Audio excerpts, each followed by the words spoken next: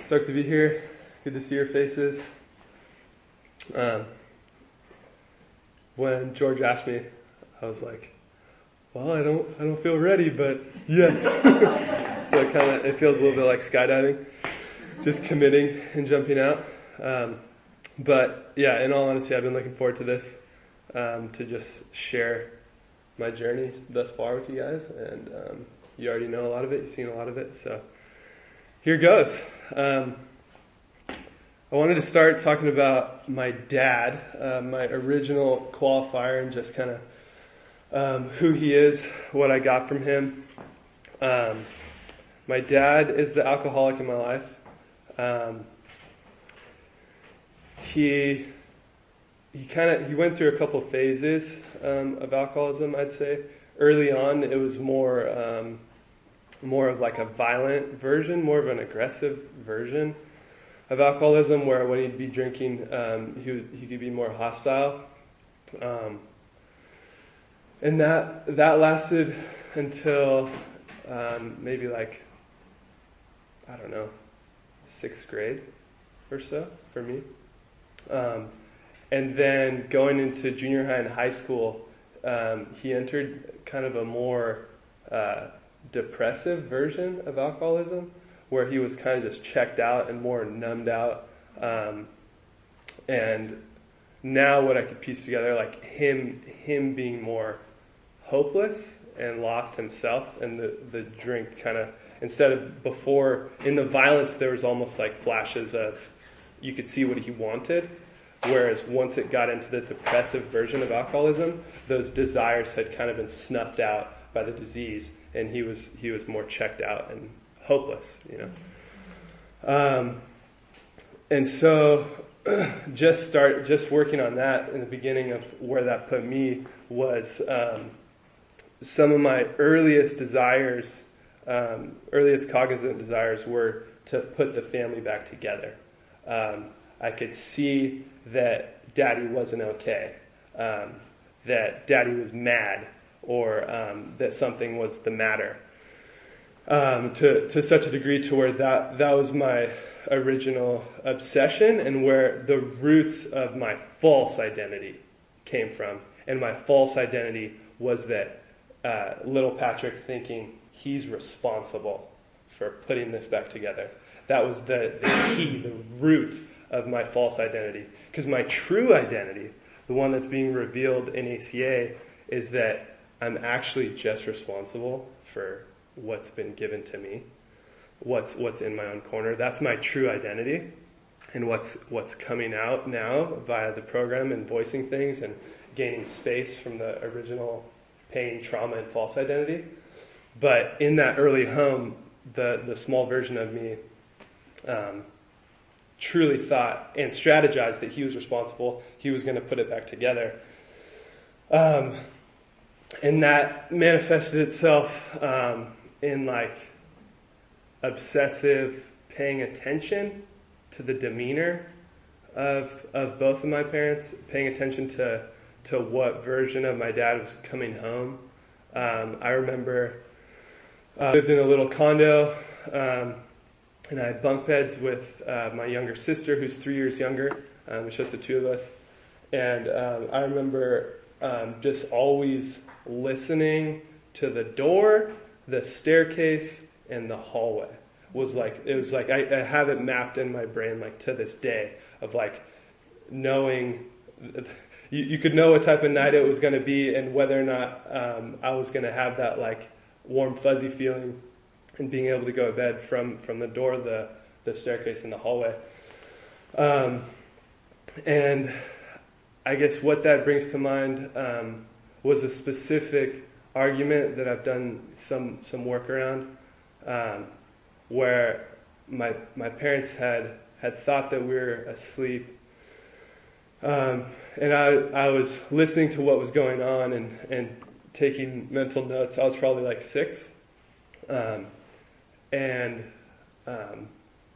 it escalated to the point of yelling, and their room was across the hallway, and so they're yelling, and my dad's a big guy, and my mom is a pretty small woman, and so that tension was always there. I wouldn't have been able to put words to that as a kid, obviously, but just the knowledge of what my dad was capable of, like his power, especially me being so small.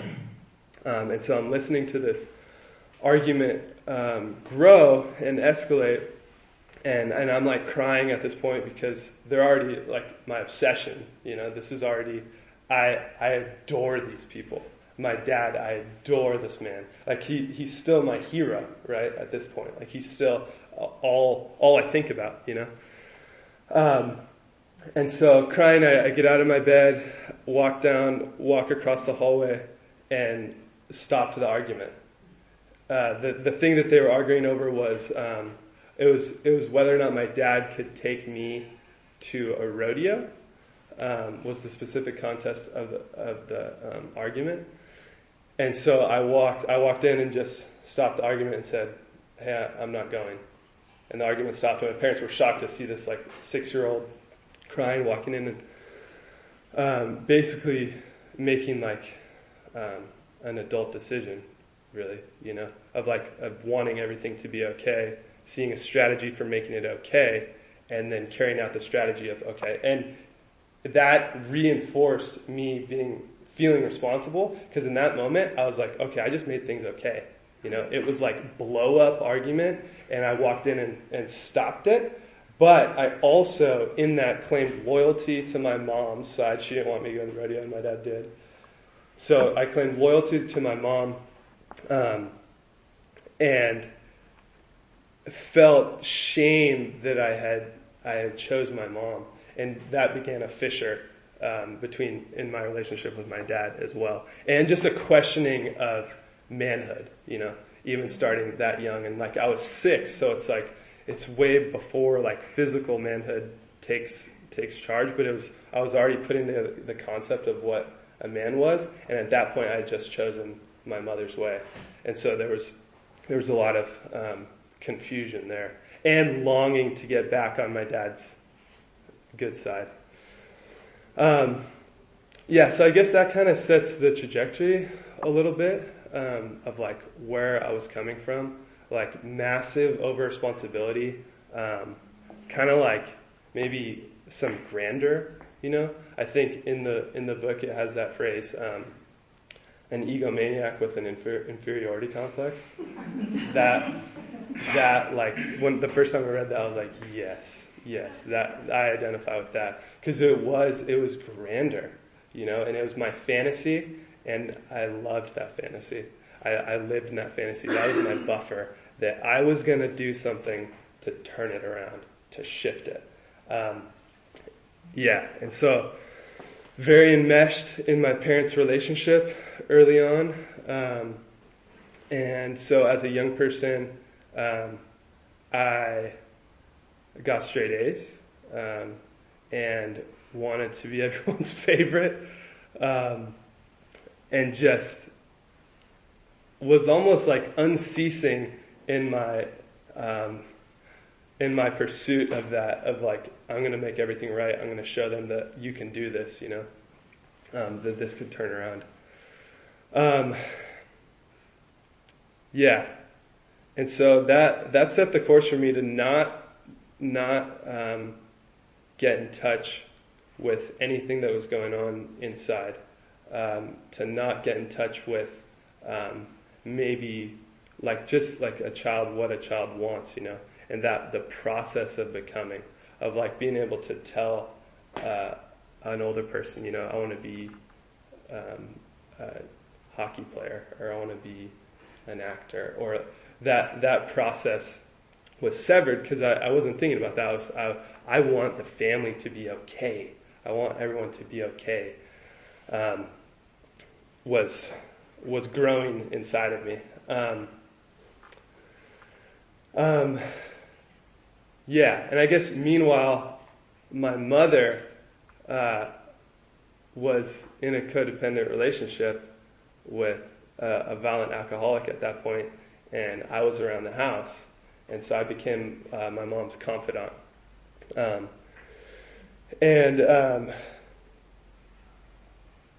Yeah, that the damage there is another topic that maybe I'll get to in a little bit, but it was essentially like shaping what men were and what women were.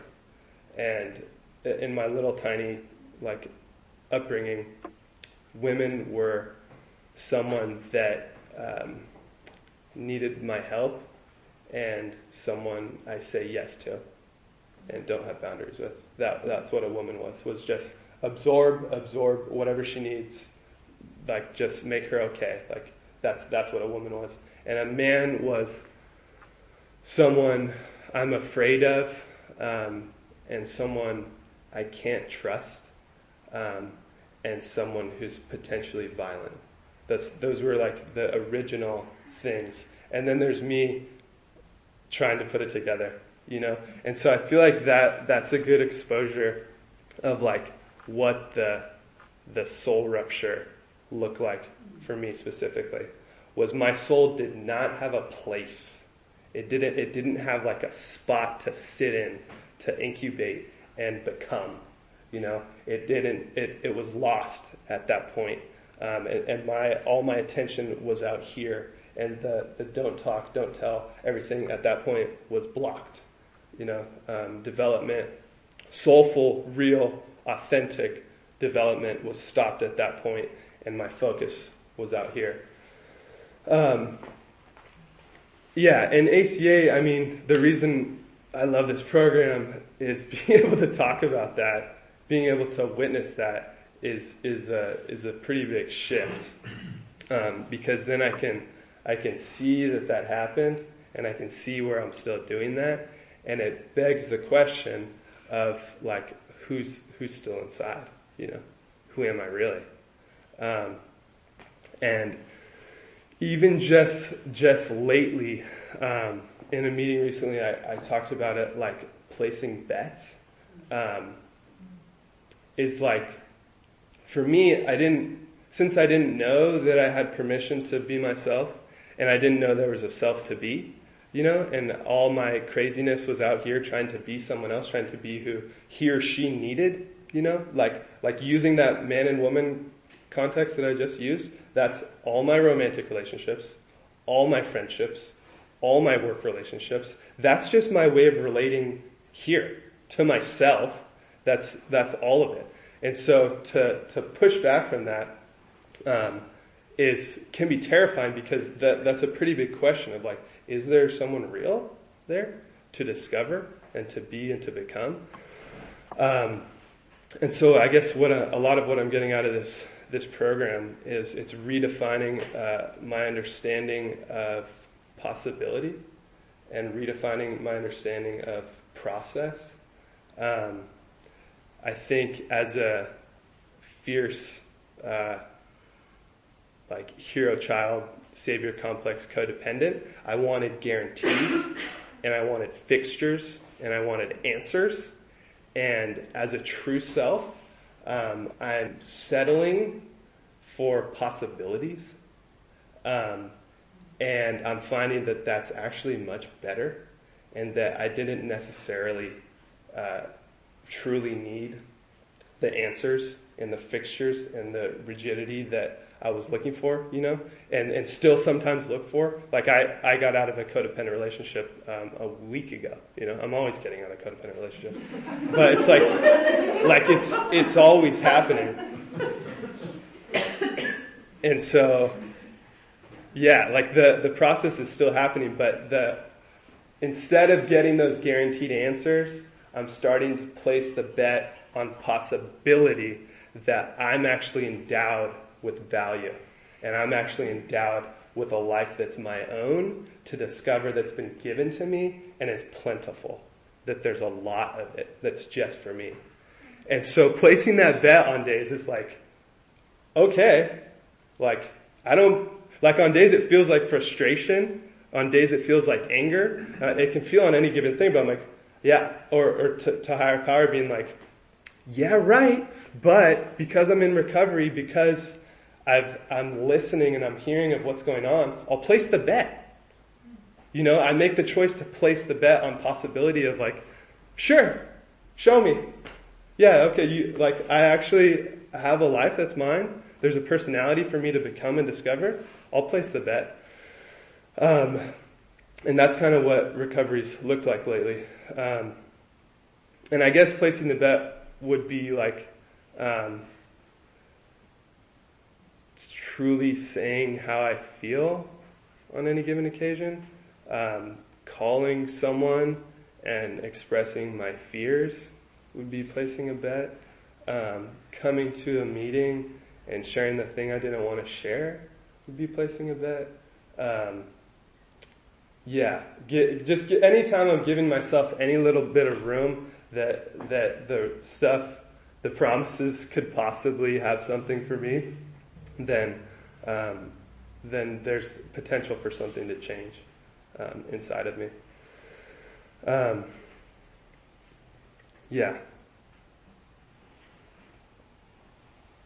Which is cool. But it's interesting where that's taken me lately, most recently, like today, I guess, is I'm sort of pissed that I haven't been paying attention to my own life, or I haven't been given any heed to my own process. But that anger is really good for me to feel, and to be wait, what? I haven't been investing in my own, what could happen in my life and my own possibilities, what's available to me. And so I've been letting myself be angry about that. And it's been cool because my inner child has something to say. He has something to say. So I'm looking forward to what could happen there. What else do I want to share?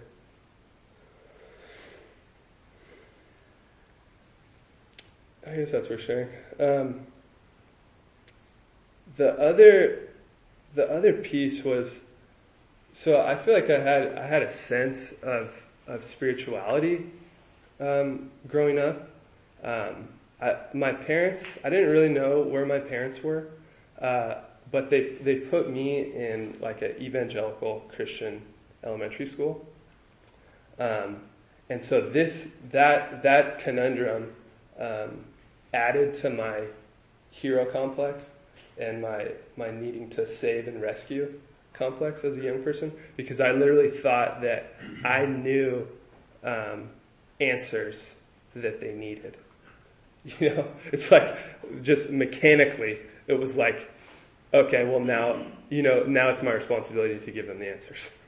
And so I see the weight and the burden that was put on the kid, because the kid was in a false identity already, right? He was already convinced that his world was mom and dad, and that his world was to save the family. So then to have that spiritual component put on him, on the false identity, in the true identity, what it could have looked like was that the promises in that form of spirituality were for me. You know what I mean? In a true sense, the true self could have received that because he would have had a place to receive that. It's those promises are for me to take and to live out and to experience and to practice within and to process. But the true self wasn't active, the false self was active. And so it just added weight and pressure.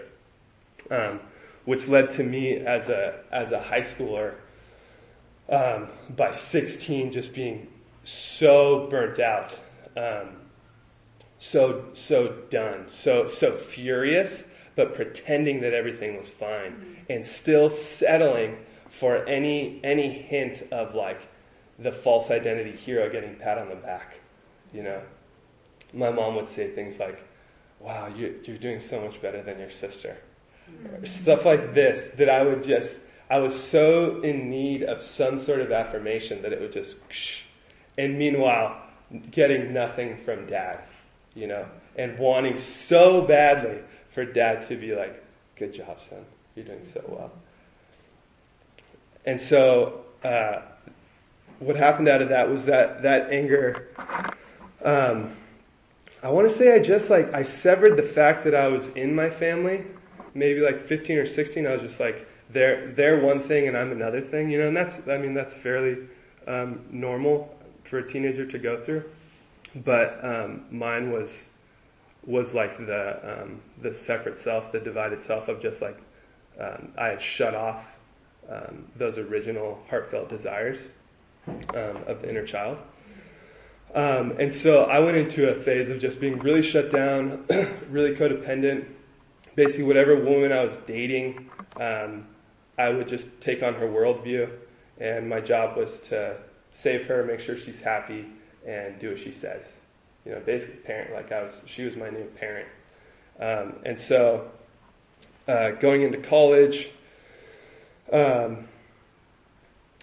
one relationship failed and then the next, and the fury, and the rage and the sadness and the despair started to just grow, and I became more destructive, especially relationally. And I went through, 3 or 4, situations where, like the book says, getting that excitement from chaos or crisis that we help to create. I went through 3 or 4 situations where I was the destructive factor in a relationship and a group, a friend group, that I basically imploded, and there was this sense of satisfaction. It was like the crazy, furious kid was lighting the match. And I was doing this with relationships. One of my favorite things to do subconsciously was get a really good job opportunity and then bail, or get into a situation that could possibly be really good and just get out of it last minute. And there was this little pirate or something in me that was just fueled by this, just the madness of screw you, anarchy. And what that was a kid trying to get mom and dad's attention. It was still that little kid, look at me, see me, this hurts. Why don't you look? Why don't you understand that I'm doing this for you? That little tiny voiceless person trying to get someone's attention of look at this, stop. And so that led me to a place of hurting a lot of people, especially myself, and just being really lost and at the bottom.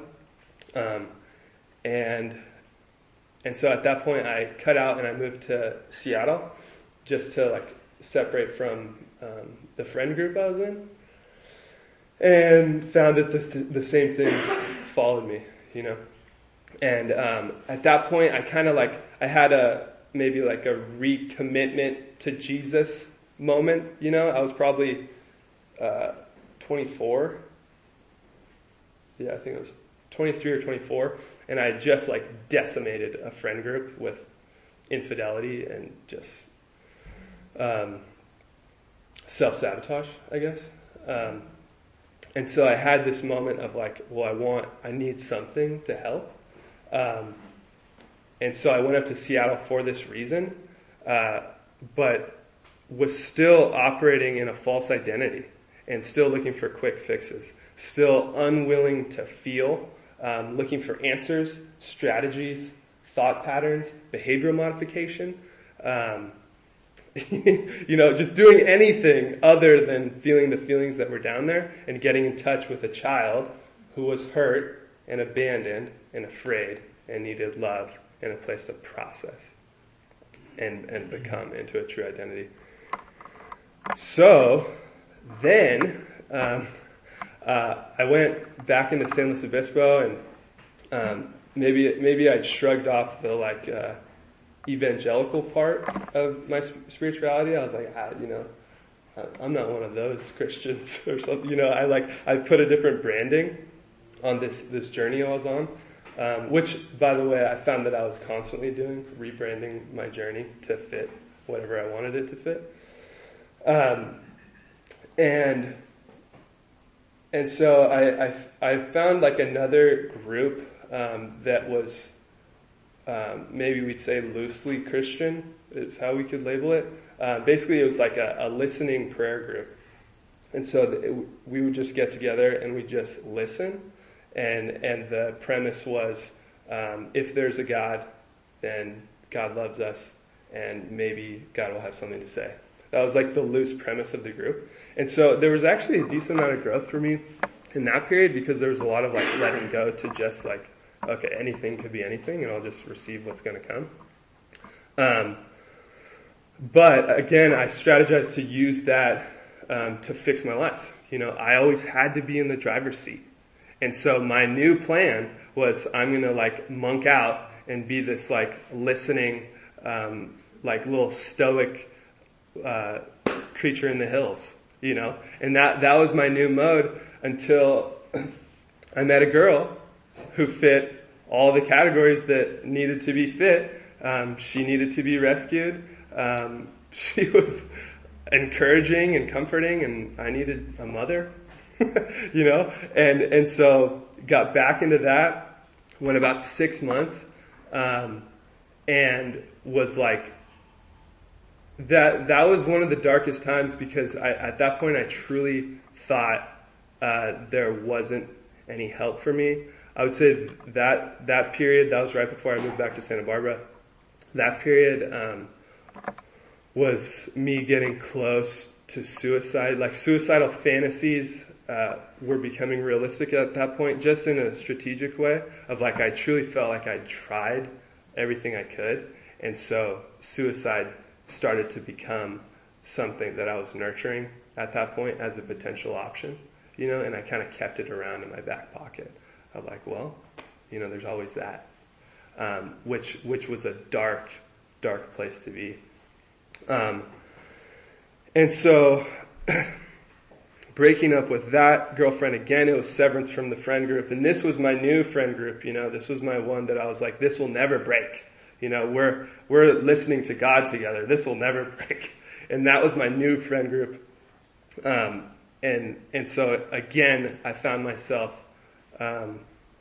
alone and feeling without a paddle. But this time, and again, I think this is kind of like a higher power circumstance. Right before that breakup, I had, went to my house for the holidays. And I was sitting in my room from high school, and I just started weeping. And I had no grid, no recovery at this point, no idea why I was crying. Like, I truly at that point might have not said my dad was an alcoholic. I might have said he had a drinking problem, or he was mad a lot when I was a kid, but I had no concept of disease. And codependency, I was like, oh, my mom's fine. My mom's version of denial is like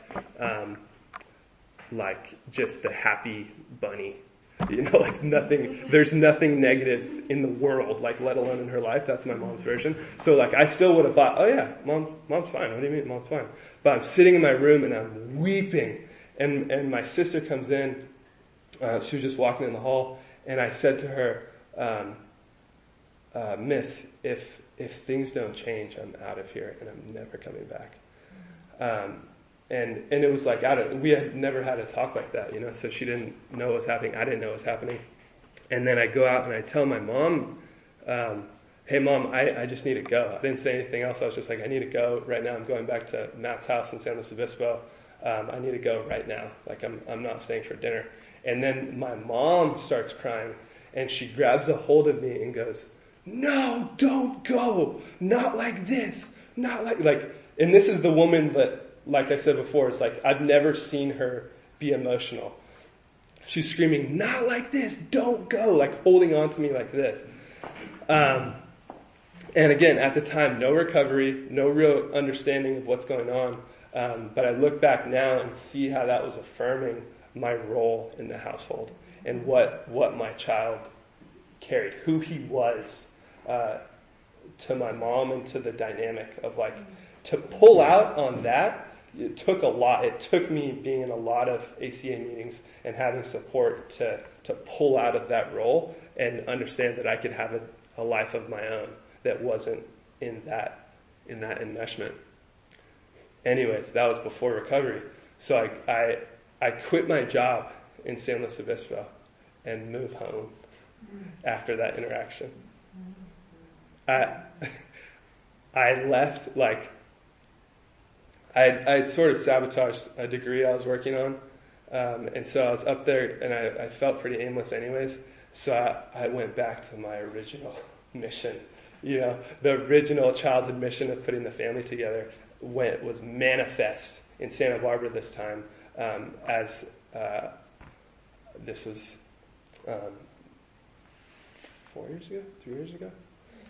So this time I was an adult, but I was literally like, it was like I was going to fix the family again. The original one was back. All the other ones that I'd sabotaged trying to get their attention, I was actually in the household. And it was hell for my soul. Like that period, I look back at like logically, I look back and I was like, what are you doing? But spiritually, I know exactly what was going on. I was going back to see where I'd come from and to get to the roots of why I was so sick and why I couldn't make any of my own decisions and why I was constantly looking for something or someone to numb out on. I was coming into contact with the roots of that. But still just had no idea how to deal with that, until, coming to ACA, and hearing a description, of what I was going through that hadn't come from me. Hearing a description of my life that I didn't come up with, and I didn't brand it, and I didn't give it a new snazzy label. I didn't have any part in like discovering the words that they were saying, and I was identifying more than any of the false identities I'd tried on my whole life, trying to put something together that works. And so it's like being found out like that started a process in which I had to come into terms with what I've been through,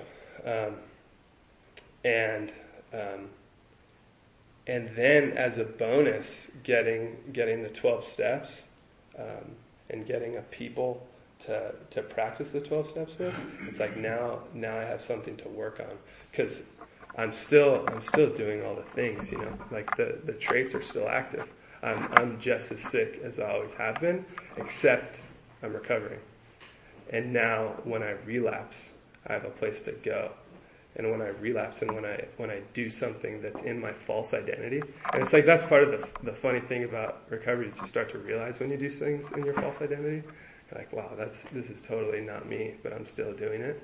But now I have an anchor to throw, I got a phone call to make, and I can begin to work on what's actually going on, and get in touch with a reality that's mine. Which is scary, right? Because I didn't know that I had one.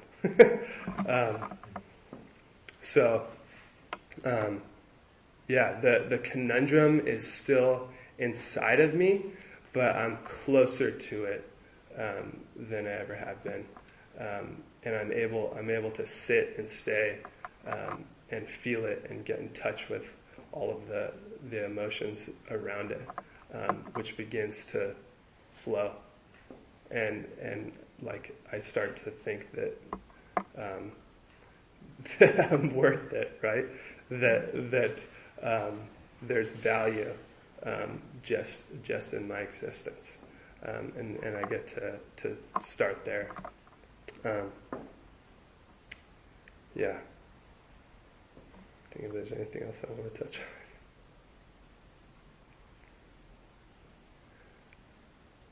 on.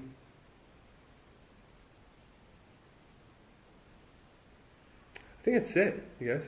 I think that's my share for tonight. So thank you very much.